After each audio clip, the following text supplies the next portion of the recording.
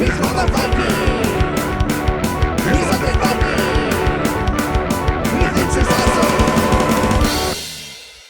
everybody, it's me, Undead Viking. I'm here with a video review for you. The game I am reviewing is called Progress, Evolution of Technology. And, I grew up playing Civilization. I remember the very first Civilization game ever came out. And I played it on my buddy Justin's PC. And then eventually I, pirated his copy, and I got it put on mine. That's horrible. I shouldn't admit that. But regardless, that's the route I took. And I had, what I liked the most about, and all the Civilization games, and like the games like that, like Alpha Centauri and stuff like that, what I've always enjoyed the most out of any of those games is the technology tree, like the research and like opening up the new units, new paths, new and better technologies, things like that, and then like the bonuses it gave to your cities and your citizens and things like that. And I always loved, like when I had to go to school, I would sit there and I'd have that book and I'd have the technology tree, and I'd just sit there and I'd be poring over it. And me and my buddy Shad would like plot out what's the quickest way that I would be able to get this military unit. You know, if I went from, stone to masonry over to Bronze Age, down here, and all of a sudden, oh, I got chariots, and I could get chariots by, X number of turns into the game, and I would just be able to devastate people because I'd have this like really, really good unit. I mean, admittedly, I wouldn't have anything like pottery or anything, but I mean, so that's the kind of thing that I really, really liked. And so NSKN games, they've come up with a few really great games that I really enjoy. Exodus Proxima Centauri is one of them. Andre told me he had this game coming out that was just basically a Civilization game, but it was only about that technology tree. It was about building technologies and building better and better technologies and kind of racing everybody to see who can get the most advanced technologies, the quickest and the fastest. And I was like, okay, this game's for me. I was really excited to play it, and so now that I have several times in the gaming group, I can definitely say the game is a blast. It is basically a card game. There are some boards. There's a main board here, and each person has a player board, but it is a card game. It is just shuffling through these 3 different ages, and I know that they're expanding to even further, so they're going to have even more and more, technologies and deeper trees later. But it's all about, just getting more and more technologies. You're not really applying them in any way. It's like, it is a Civ game technically, but it's only, like I said, this one little branch of a Civ game. You're not attacking other people with units. You're not controlling countries. You're not, building population bases or anything like that, cities, if you will. You're just building your technology. And, but like I said, that portion of that game kind of just speaks to me as far as that is concerned. So, I'm going to show you how to play. It shouldn't take very long at all, actually, because like I said, it's basically a card game. And then we're going to come back here, and I'll tell you exactly what I think. And yeah, so maybe if you are like me and you like that aspect of Civilization games, you'll want to run out and get yourself a copy. So, alright, here we go. Progress, Evolution of Technology. This is the game of Progress, and this is pretty much everything you'll see here, other than the fact that each player will have their own board that looks like this. This is the personal player board. The game can be played solo. It can also be played with up to 5 people, and I've found it pretty rewarding playing with any number of people. There's these 3 big giant decks of cards. Those are the 3 different ages that are in the game, age 1, 2, and 3, as you can obviously see. These cards up here are resource cards, and they have a designation. This is a universal resource, but then these are the 3 separate resources that you will find. Actually, I'll just show you one of these cards quickly. Like, you can see that, this particular technology called paper you can see corresponds with that particular resource. And it has these symbols over here and things like that, which I'll explain in a little bit. But the reason why a lot of these cards, when you play them, they'll actually have a cost down here. And this, like in this particular case for paper, it has two separate costs if you wanted to actually use this as a technology that your society would gain. And you can see that you either need 3 of the gear, as you can see, and also 3 of the culture, which is this little marble there. And or if you had the wheel, you had previously made the wheel, you could forego this cost. And if you previously had philosophy, you could forego this cost. Then you could actually place that as part of your society, as one of your inventions, if you will. And so you can kind of see that that's the whole process of that. You'll notice that like these symbols over here, these are things that will correspond to different tracks that are either on this main board here or your personal playing board. And when you place a technology, and you get to go ahead and add those to the slider bars here.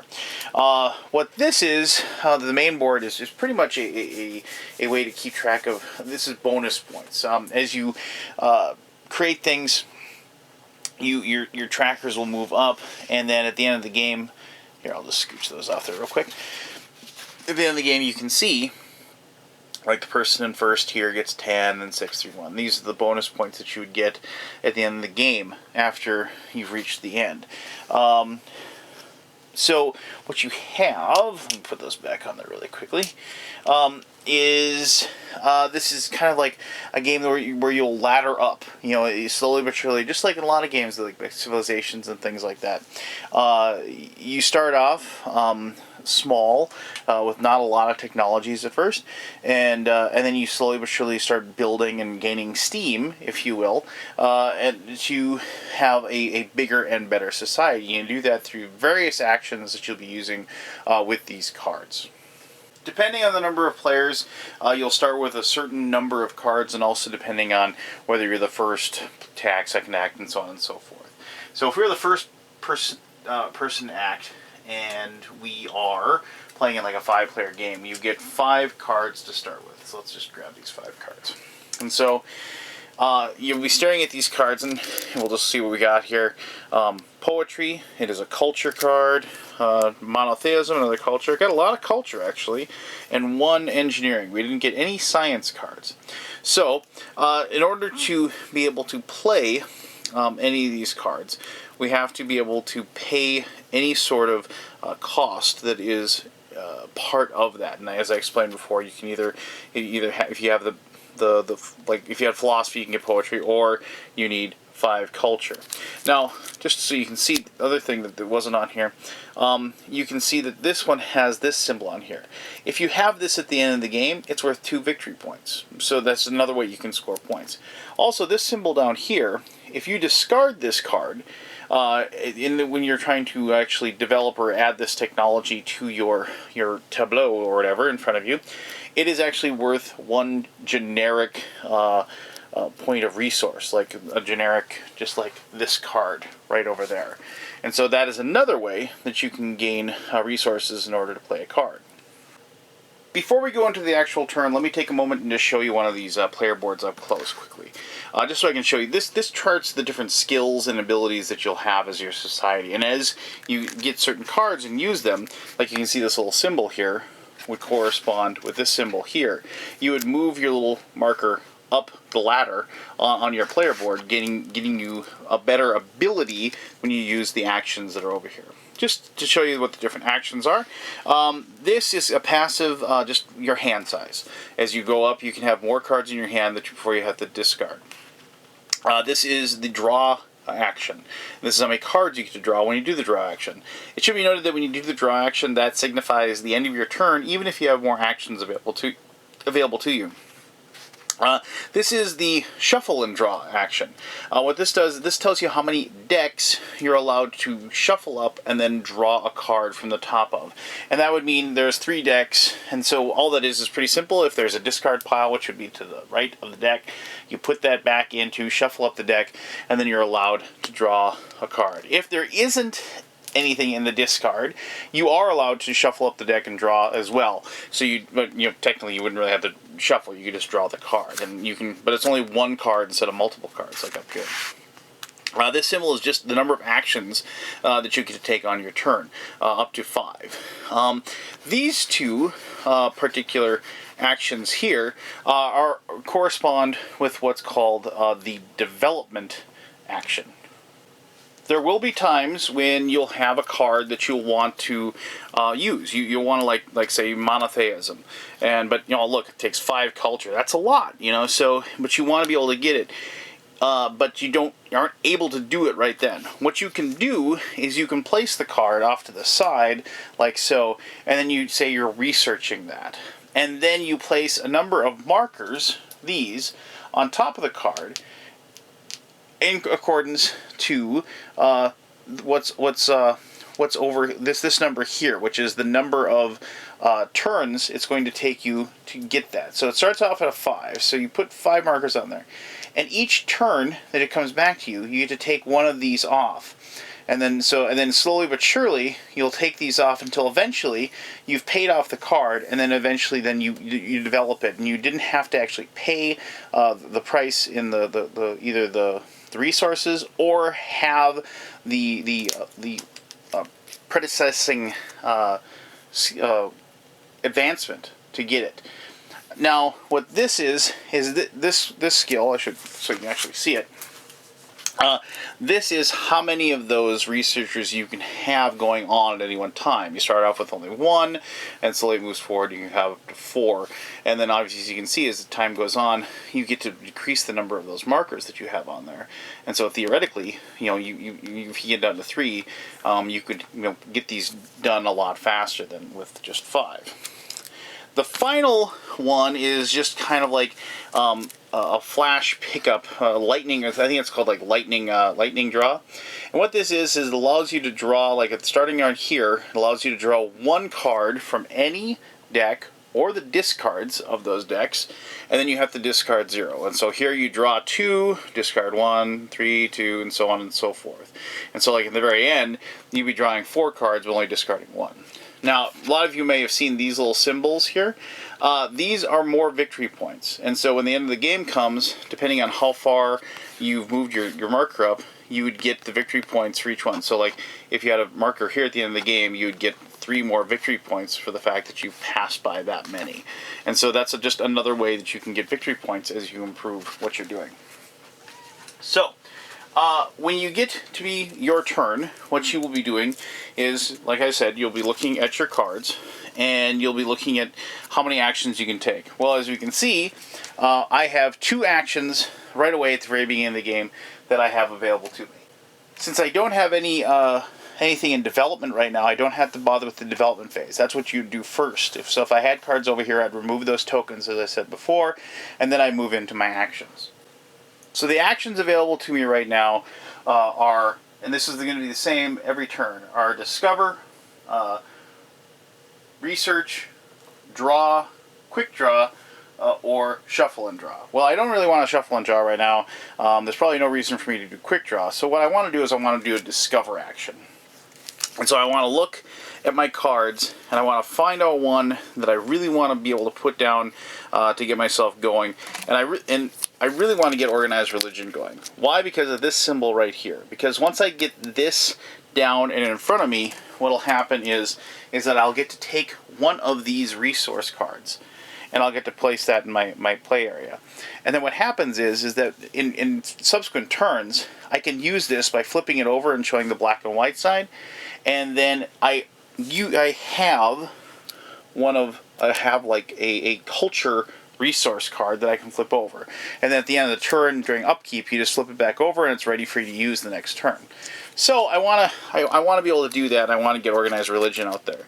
So it costs me 3, so I have to come up with a way to get three of those points. And so what I'm thinking is I don't want to use this one because obviously then my next turn I could I'll have monotheism. I can actually do this both on the same turn. So if I didn't want to draw any cards. So what I can do is so this one costs 3. I can discard these 3 cards. You can see a 1 and a 1 and 1. They're all 1 resource. I can discard all 3 of those. That'll earn me my 3. And I place those down there. And then I can take Organized Religion. And I will place that down here in my play area. So now I have this. And you should always you're going to have 3 stacks of these basically. You're going to have 1 for culture, you're going to have 1 for science, and you're going to have 1 for apparently my cat, but you're going to have 1 for engineering as well. 1 second here. See you, Lily. So what you're going to do then is if you build another one, and now see I can actually, wait, first we get this, like I said, I take this and I'll put that over here to my side so I have that available. I can flip that over for that. But this doesn't give me anything else on my track marks, but it is worth 1 victory point at the end of the game. But now what I can do for my second action is I can take monotheism. Now normally I probably wouldn't take this as my second action. I draw cards because I have no cards in my hand other than this card. But I just wanted to show you how this works. So you can also see this symbol right here. This symbol that has an age 2 and a pointing up. Depending on the number of players, after a certain number of these cards are in existence that have this symbol, that opens up age 2. Like in the case of these, in the case of 5 players, there needs to be, I believe it's 4. That would then after that's everybody's cards, and then now you can have access to age 2 and you can start drawing that. You don't have to just draw from that though. You can draw from age 1 if you so desire. And then this one has this little crown symbol. So what you do is you just place it on there like so you don't cover up the card before, so you can actually see like victory points you may get for it or something like that. And then you would take that and you would move up on that marker. And so then I've got my 2 cards out there. I can feel like I'm smart because I was able to chain those 2 things together. It goes all the way around. Now I have a situation where, well, I'm still stuck at 2 actions and I don't really have much going on other than the fact that, there'd be more discards and stuff out here. But unfortunately on my second turn, what I'm probably going to do is I'm going to take like a quick draw to draw 1 card, see if it's something I can do something with. Well, no, because even though it's a pretty good card, medicine, it's got these things, I don't have anything else, so I'm going to end up having to draw my draw, which is 3 cards, and that signifies the end of my turn. And so, but here I got a pretty good draw. I got pottery, that's a fairly cheap one to get, poetry, and so on and so forth, and that would be my entire turn. It goes around again, and so then it gets back to me, and I look at my cards, and like I said, I have organization of monotheism. I always take a quick look to see if there's anything else, but I got 2 relatively cheap ones. Well, musical instruments, if I wanted to do that for my Discover, notice how musical instruments is 1 of these. I can just flip that over, like so, to show that I've spent that, and then I can go ahead and play this, and notice that gives me another one of those, so that's kind of nice. I can put that, and this is ready for me to use immediately after I get it. And then I go up 1 on the castle track, like so. And so then, for my second action, now I've got that extra bit of power there that I can use. Poetry is pretty good, but I'm gonna have to branch out and actually, I've got all this culture, but I don't have any science, and I don't have any engineering. And so let's just get pottery going. Both of these are worth 1 each. I can discard those, and now I can put pottery down. And pottery moves me up 1 on the war track that's down there, and it also gives me a card of engineering, like that. And so now, I'm well on my way to moving forward, and eventually, like I said, these cards, they just start stacking up, and they have all these different abilities, and upkeep, of course, I flip that over. And so you can see how the game's progressing, and you see how the game moves forward. Eventually, you'll open up age 3 to signify the end of the game. You'll find cards that actually go up to age 4, like so. And so once they're in a 5-player game, once there's 4 of these out there, that signifies the end of the game. Everybody then totals up their total victory points by, as I said, like this little spot here, the victory points that they're getting from their cards, and also the victory points they have for these markers. And there you go. I mean, that's in a nutshell, that's how you play the game. I mean, there's a lot more to it than what I just said. I mean, there's a lot more of the different card play and the different things going on as far as, being able to build and all that. But, it's just an extension of that, and it's building those chains, it's building those different advances on top of each other, and it kind of becomes a race. It becomes a race to put together the right stuff in a better and faster and more what's I'm looking for here? In a way, since this is a situation where you're kind of staying in like right around the same with everyone else, you have to have the ability to get the most out of your actions each and every turn, and that's pretty much how you win. And it's a pretty awesome game. But I'll tell you more about that in my conclusion, which I will do right now. Inevitably, this game is going to get compared to Through the Ages, and probably not rightfully so, due to the fact that it's just a different game. But people are going to see these boards, they're going to see the cards, and they're going to say, oh, okay, so you're just kind of building these little tracks, and it's completely not the same game. So, Through the Ages is an amazing game, and it is an amazing in-depth game. And I'm not saying that this game isn't in-depth or anything like that, but this game is only one small section of a Civilization game, which just happens to be like my most favorite part of a Civilization game. The technology aspect, the researching, and like getting cool new abilities and what have you. And it's taking that one little bit, that one little section of all your classic Civ games that you love and enjoyed, and they're making a really, really fun race game out of it. This game has tons of awesome little choices. It has tons of awesome little card decisions you make, and plus great card interplay that just make the game just a very fast but logical, strategic game to play. What I probably like the most, even though it is a fairly abstract game, is the fact that I can kind of like make up a little story for my little tribe. It's like, yay, my tribe got irrigation, and now we're moving on, and it's like, oh, hey, we finally figured out astronomy and things like that. And you can kind of, and we've done this with our gaming group, we've kind of like adopted, when you're not making good choices and like cards aren't coming up the right way, we've definitely begrudged our caveman mentality and things like that. Like, we just can't get off the ground.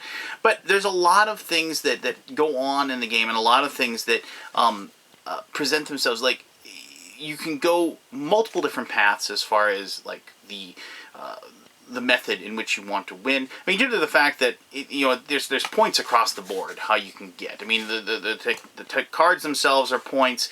The spots in the master board themselves are points.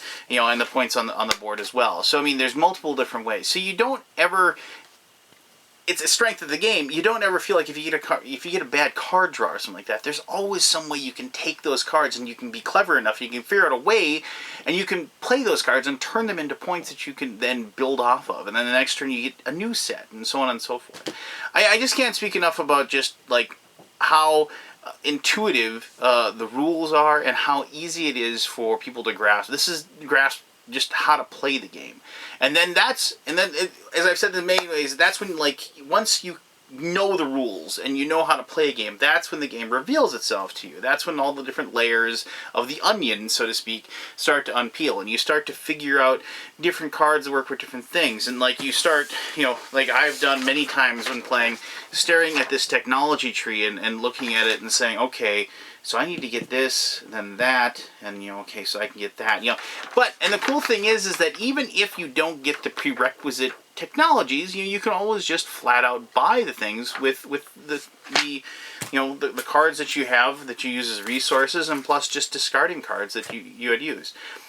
It's like, and there isn't a ton of interplayer interaction. I mean, but there is some, and as far as like the discard decks and the shuffling decks, those are the things that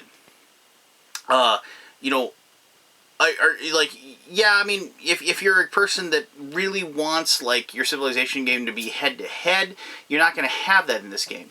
Because this, like, is not a confrontational game, but there is just that little tiny twist and that little bit of fun that they have, and that makes the game, like, you can shuffle up. If you know somebody is eyeing something, like they want something off the discard when they're going to draw cards, you know that person discarded something, and you know this guy really needs that card. When it gets to you, you can do that shuffle and draw thing, and so you can bury that card in there.